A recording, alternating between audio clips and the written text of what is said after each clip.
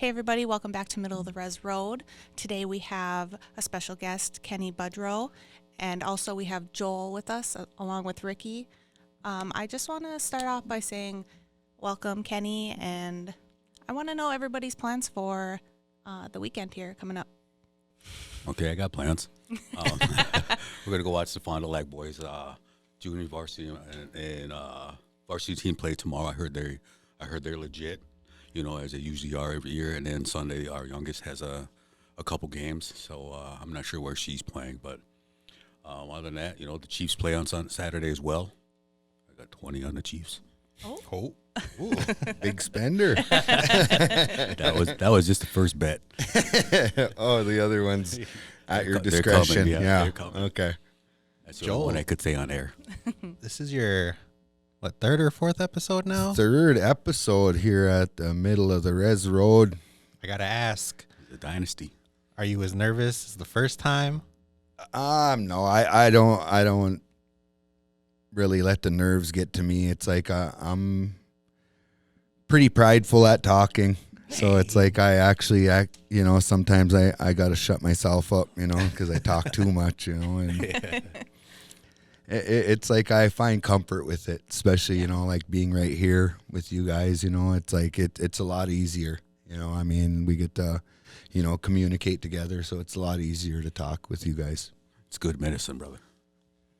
I know we've talked a little bit about like recovery and how, like, Joel, for example, you went to the Five Skies after you were in recovery, and it's kind of helped you like stay on that course.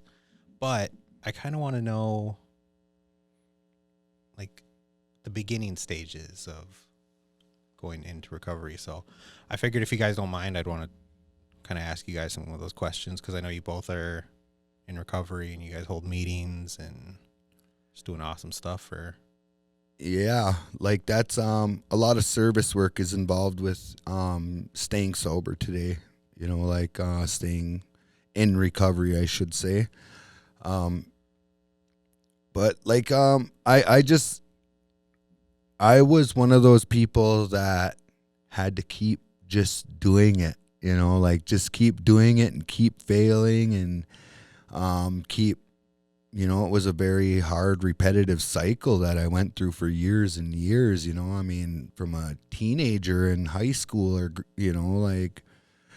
many years of, like alcoholism and drug use.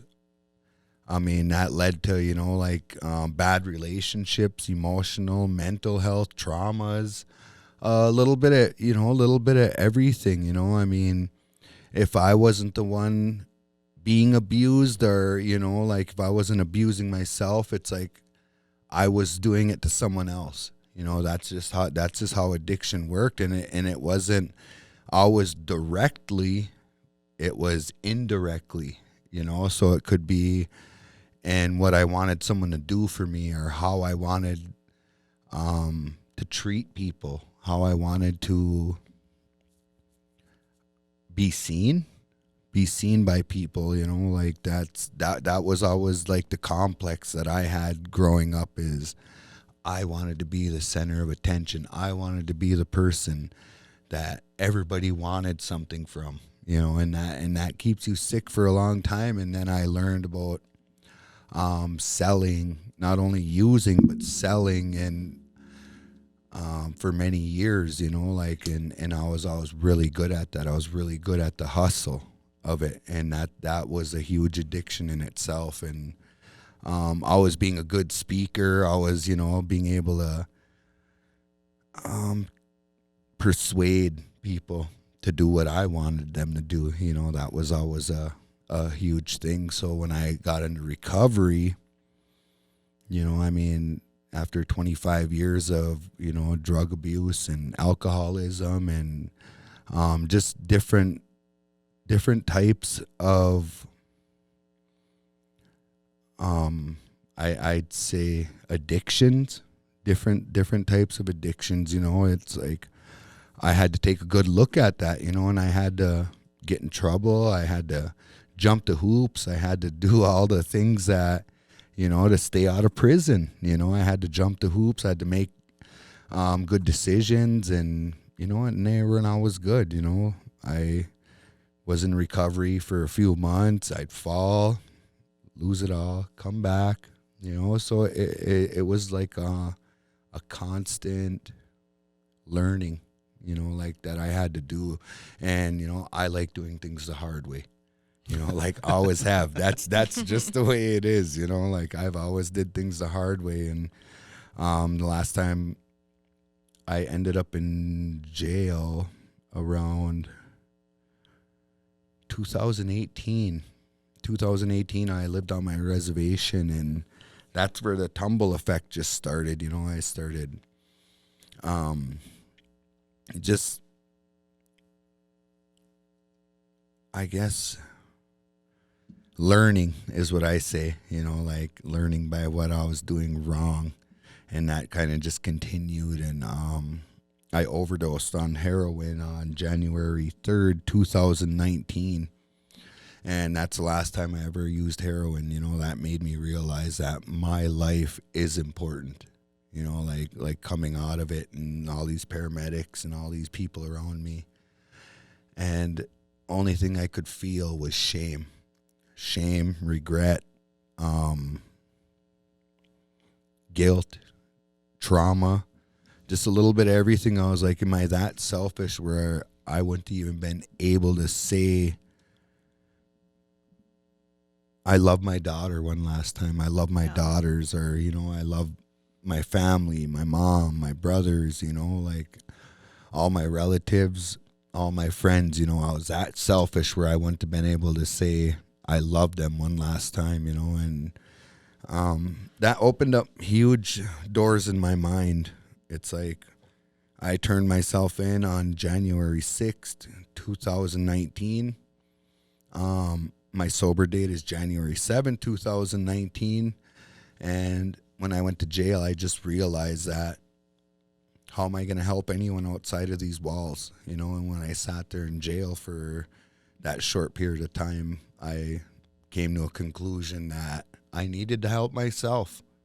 That's that part of, my journey where I had to help myself, where I had to stand up for myself, where I had to put faith and belief into myself, whether it was that day, that week, that month. And I wasn't really worried about how long I was going to be there. I just knew I was safe. I knew I was sheltered. I knew I was fed. And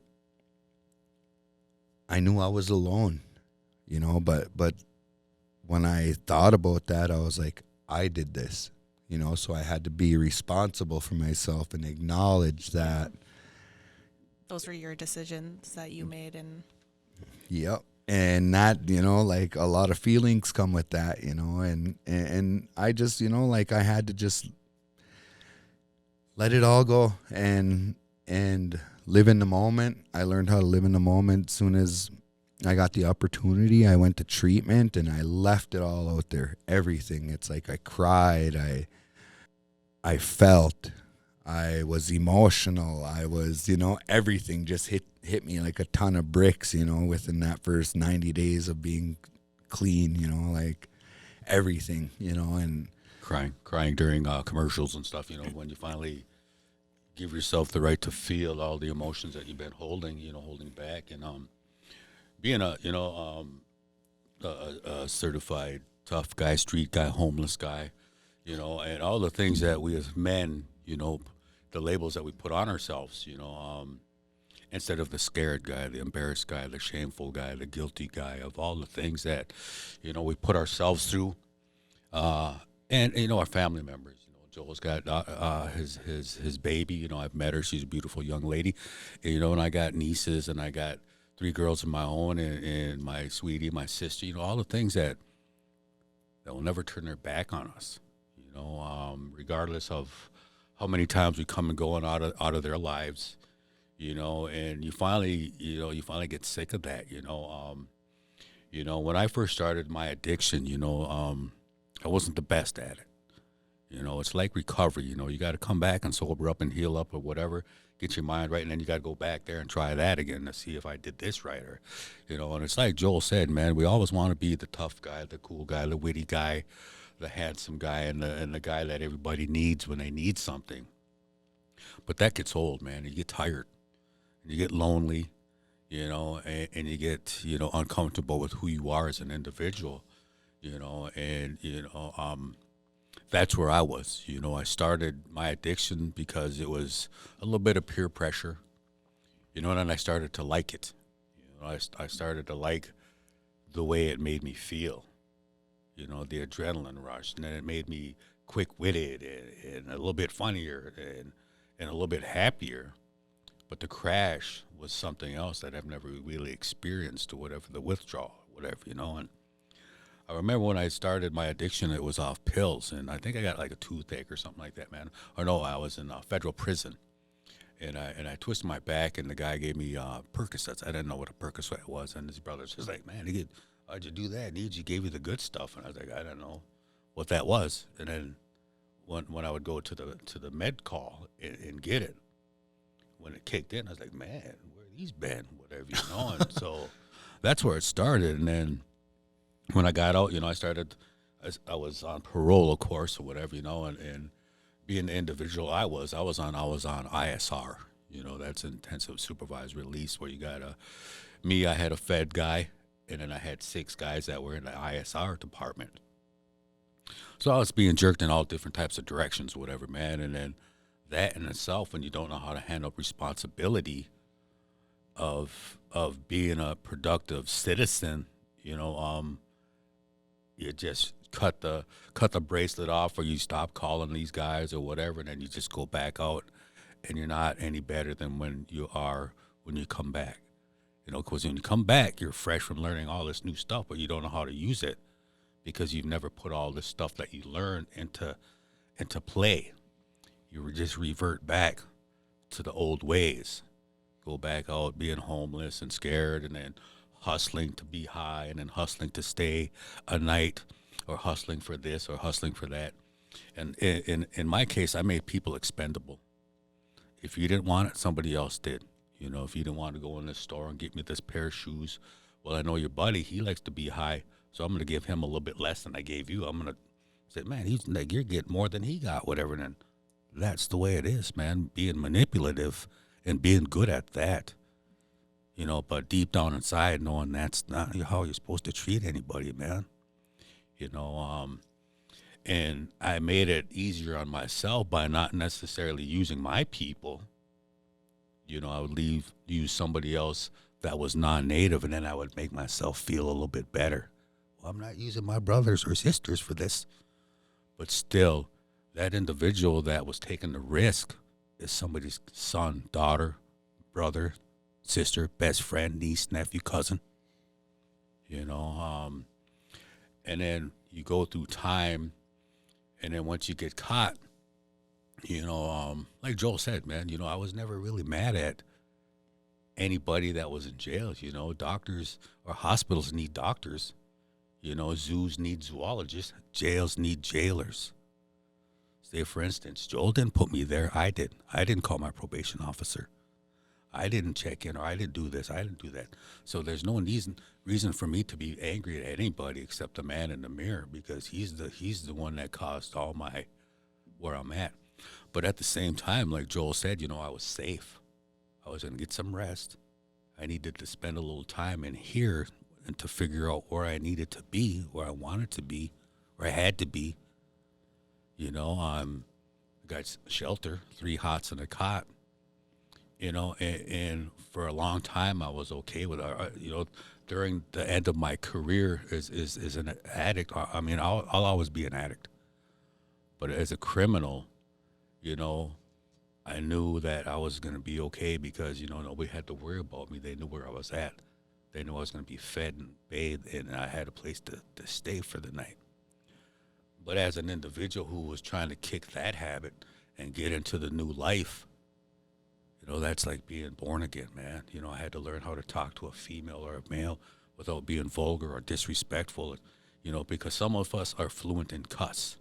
And every other word is an F-bomb or whatever. And people don't get that some places or whatever, But that's the street lifestyle. If you're not swearing, something's wrong with you. You must be a cop or something, and that's just the way people think.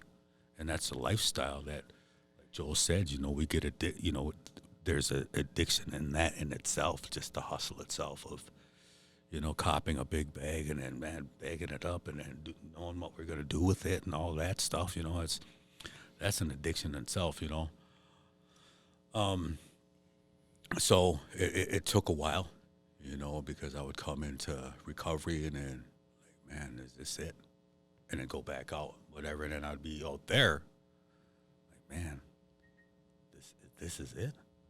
So I was like, man, I would have to, go back into recovery, and it's trial and error in both ways, but this life is way better than the old life, man, by far, because I put in the work, I'm still putting in the work, I don't have to worry about where I'm sleeping tonight. I don't have to worry about that. I don't have to worry about, am I going to eat today? Because I've ate, I got a house full of food, and it's kept that way, because not just for me, but we got 3 babies in the house as well. So the cupboards are full and the fridge is full, and that's an accomplishment, and I'm proud of that. And we're got a 4-bedroom house, and I have people. I watched Joel, a brother that I worked with at the halfway house. He got 7 years today.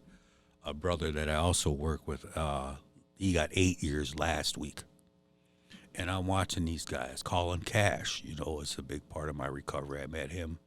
I've known him for years, and he came up to Duluth and spoke a few weeks ago, and I watch him. And not just the men, but the women also enter my life, my honey, Bettina, who I love very much. I watch her, and also, Ashley, there's a lot of people that I watch, and see how they do their thing. And I don't necessarily compare or mimic. I just see it and I put my own little twist on it. What works for me, and so far it's working. And a lot of gratitude. A lot of humility. A lot of sacrifice. Not really sacrifice, but.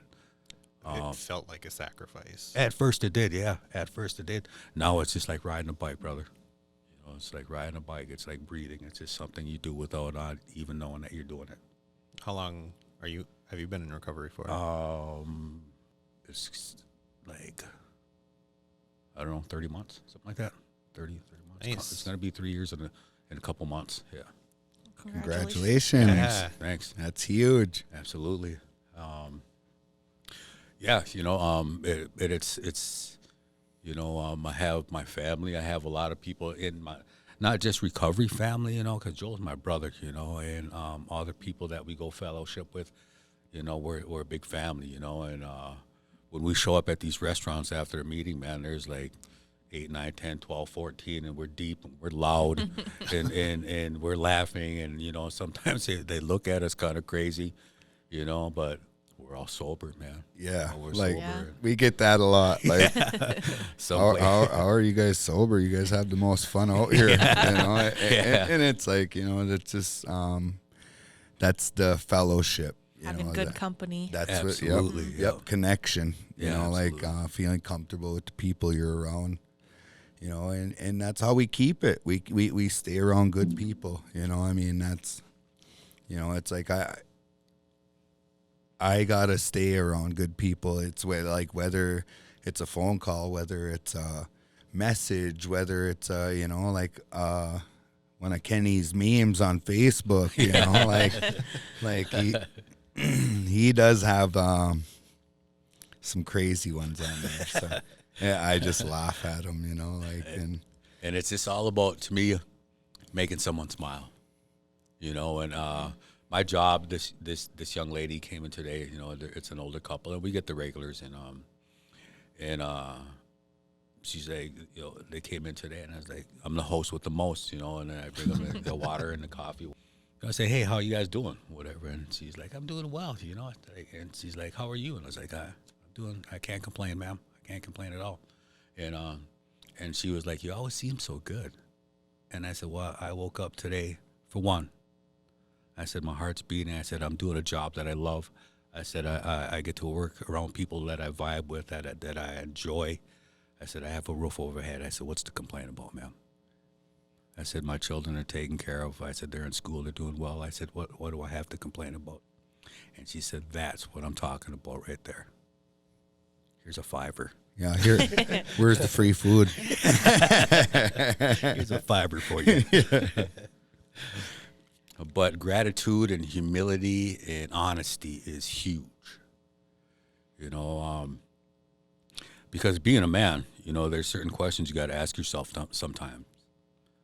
Am I the type of guy that I would introduce to my parents? Am I the type of guy that I would, introduce to my kids?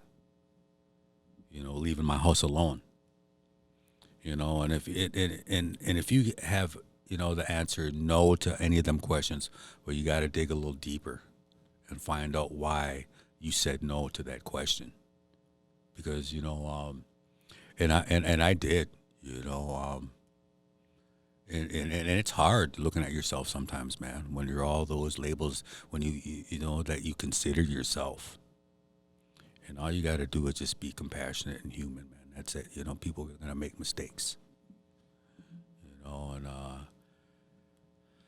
And like I said, when I grew up in foster care, and I, not knowing, I'm trying to be this certain type of individual, when not having any uncles or cousins or people that that are supposed to teach me the ways, on how I'm supposed to be.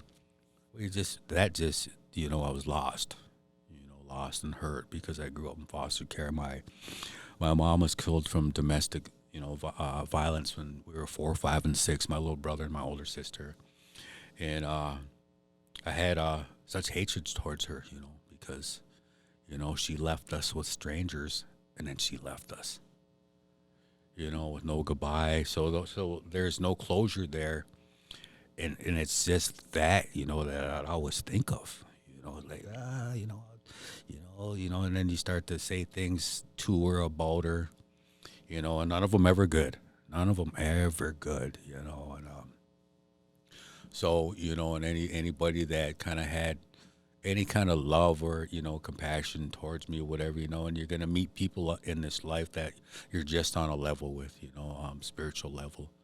And they understand, the things that we go through as humans. And they're just trying to show you a little, love. But, you face them like this or whatever. So the ice around the heart gets, even thicker and more, whatever. So being lost, that's, like, say, that breeds that there's a certain type of individual that's, no compassion, no love, no understanding, because it's my way. And that, that's tunnel vision, and anything that comes into that little bitty tiny circle, is a threat, and that's, and then if you're threatened, well, then you got to puff up and then fight back and stuff like that. And whether it's just, a kind word or a gesture from somebody or whatever, and just, we as humans, we do show each other love and compassion and understanding and kindness with no ulterior motive. But, I didn't look at it like that, and so that kept me back for a long, long time, If I went to prison, okay, let's go. It's not like I haven't been to prison before.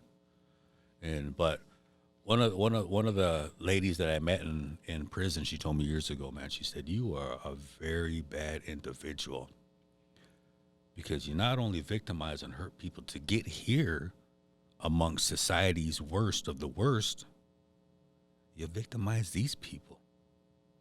So what does that say about you?" And first I kind of like, yeah, man, that's a badge of honor right there, in the world I come from. But after a while, when you kind of get sick of that stuff, you're like, man, that's not a very good guy, man, And then you kind of make a breakthrough, and then there's that emotional stuff again, like Joel was talking about, that the shame and the guilt. Like, yeah, I was a bad guy, and then, but I can't feel that, so I might as well go out and get high, and that's who I am, so I might as well live up to that, and you go back out, and it's that trial and error stuff I was telling you about earlier. God dang. That's Yep. Repetitive. Absolutely. It's very repetitive. Absolutely.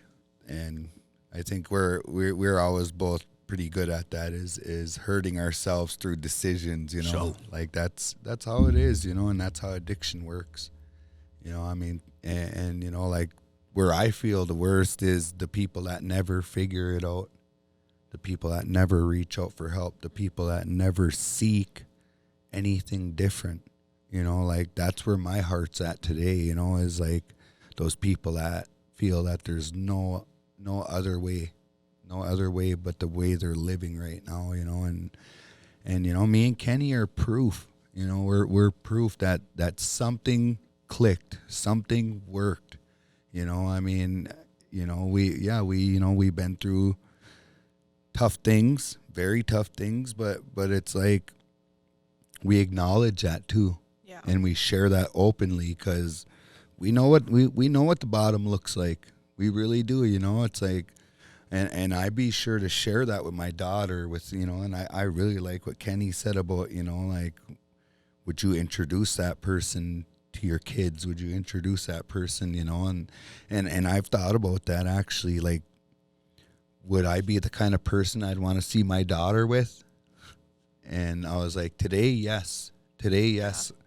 But 10 years ago, heck no. Absolutely Yeah. not. Like, what do you do with that guy? Yeah, exactly. We'd be probably boxing, or I'd probably get beat up or something. And what's good about Joel and I, we both worked with our brothers at the treatment center, here in Sawyer, Minnesota, and it's the same thing, man. I was like, brother, man, I understand what you're going through, man. And we do tech lectures and tech readings, and our own little thing, whatever, and do a little reading, and who wants to start? And I get it because I was there. Everybody's kind of looking around at each other. Nobody whatever, wants to man. start. Yeah, absolutely not. And so I was like, well, I'm Kenny. I'm an addict. And they're like, hey, Kenny, whatever, And I just want to say, before I get this going, I said, looked up my name tag. I was like, just because I'm wearing this, it doesn't mean I'm better than anybody, man. I'm still an addict regardless. And I would take it off, and then we would go about our business. And, and it was like, when I first started recovery, I was the young guy, and I was the cool guy, and I was the tough guy, and I was the lost guy at one point. And I said, the last time I was in treatment, I was the old guy. And so these guys would come up to me, hey, Chief, man, you got a minute? And I was like, yeah, absolutely, because most of the time we just want to be heard, and sometimes we want to be validated. And so I would, make time for these brothers that had questions and about this or about that or how you do it. What's the trick? The trick is to forgive yourself, man. And the trick is to forgive people that hurt us, because hurt people hurt people. And I didn't know what the heck that thing meant for a long time. I was like, what the heck is that? Let that go. Like, tell me how to let that go, and I will do it. I would have did it yesterday. So, in my recovery, in my journey, you have to experience certain things. You have to figure things out for yourself. You're going to have to put in some work. You're going to have to make some sacrifices. You're going to have to do this. First and foremost, stop feeling sorry for yourself. Self-pity is going to get you nowhere. When you start feeling sorry for yourself, you give yourself the green light to be mean to other people because you're feeling that way. Is that kind of like one thing that pushes you guys into like a relapse or something? Is like that self-pity of like all the stuff I did when I was using? I think wanting people to feel how you feel. You got to share that. Yeah, you got to share that stuff too, man. It's a control thing. Yep. Like if everything ain't the way that I want it to be all the time, Yep. I'm losing control. Yep. And once I got that idea out of my head, that not everything's going to be the way I want it to be. Not everybody's going to be the way I want them to be. that's what makes us all beautiful people, man. Is Absolutely. like we, like once we can understand one another to that level and not be so focused on that person's anger, that person's hurt, that person's sadness, that person, like once you let go of that control, man, it's very freeing. Absolutely. That's very freeing, because then it's a lot less to deal with up here in the mind. It's way lighter, Oh, yeah, way lighter. yeah, absolutely. And all you got to do after that is just lead by example, man. Because people are always watching. Yeah. And I tell people, I'm a pretty humble person, and I'm a very honest person. I do the right thing when I'm by myself and when I'm in a full room full of people, because someone's always watching you, man. And you got to show them the right way. And if they don't know how, because I didn't know how to be sober. I didn't know how to talk to a female without being vulgar or disrespectful. I didn't know how to talk to a fellow brother or another man without making him feel less than himself. Inferior. Yeah, absolutely. Yes, inferior. That's huge or whatever, and once you get, over yourself, your ego and your pride and all the things that we tell ourselves that we are, and then it's just, it's like, man, I'm just a guy. But you're an awesome guy, man. You're a good dude, man. You're a guy that people want around. You're a guy that that people reach out to. And you're a guy that's, you're going places, and then that's also that self-care and that daily affirmation, and, without, boosting the ego. You start believing the things that you tell yourself. We told ourselves late at night in the past what kept us in addiction. Now you believe the things that you tell yourself in the morning and during the day. And you got this, brother. You can do this.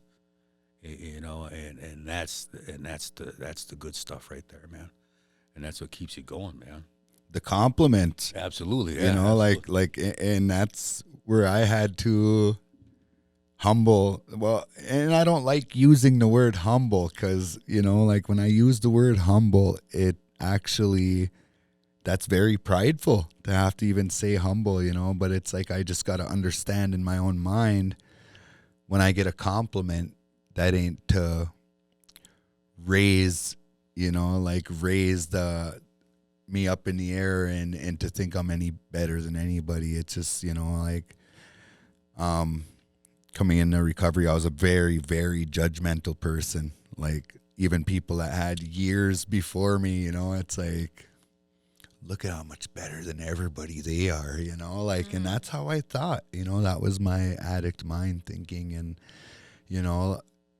how did I get here? How did I get to these years and, of not using and not being my old self? It's like, I got here one day at a time. Yeah. Making the best decision every minute, every day, every hour. It's like whatever you have to do to get here. Because it doesn't just affect me. It affects my babies and my sweetheart and my employer and my coworkers and my brothers and, the people that are in my life. It trickles, and back before I knew all that, and, there's a thought process these days as well, I think before I speak, for the most part, sometimes I'm just funny or whatever, just whatever comes out, whatever, but it's not in a hurtful way anymore, and you just got to figure out, got to relearn things, how to speak and how to think and how to act. And, like I said, for me, I watch people that are in recovery, and not just really in recovery, but in life, because there are guys that are outside recovery that are, doing their thing in that I'm friends with. This was just my journey, but I watch and I learn, because I've always been that guy, to see, be the guy at the party that sat in the back and didn't say anything to anybody for hours. But I saw it all, man. I saw it all, to who's doing what and who's not doing anything, and then who I kind of wanted to be around or whatever, But that's what I do these days, man. I kind of want, I kind of like to be the person that, people look up to, in a good way. And so, we just do things that, what's the word I'm looking for, man? We lead by example, I guess. It just Lead goes by back to that one. Inspire. Yeah, absolutely. And motivate and encourage and support, because whether you want to believe it or not, brother, this is what I say to guys. I've been there, man. To get through to get where I'm at right now, man, you have to go through all the stuff, again, and that's what people don't want to face or do, because that's, some have been in some really ugly places, and to go back to that, to talk their way out of it, through it, To admit. yeah, To admit yeah. those wrongs and to rewrite those wrongs. That's the toughest place to come out of. That's what I was gonna ask. Is that was like the hardest step to do? Is Oh yeah, who likes to admit that Yeah. they were a bad person, and how were you a bad person? It's like, and to have to openly share that with your brothers, your sisters, your mom, your daughters, your relatives, your friends that you've known for years that had no clue about what you were going through. And that's I'd say that's probably one of the hardest ones, is to look at yourself, and you can't lie to yourself. Like when you're alone, you're looking at that mirror and you're reflecting on your own character. Like, are you gonna lie? Are you gonna be able to get yourself to believe that? Right. That's a tough thing to do.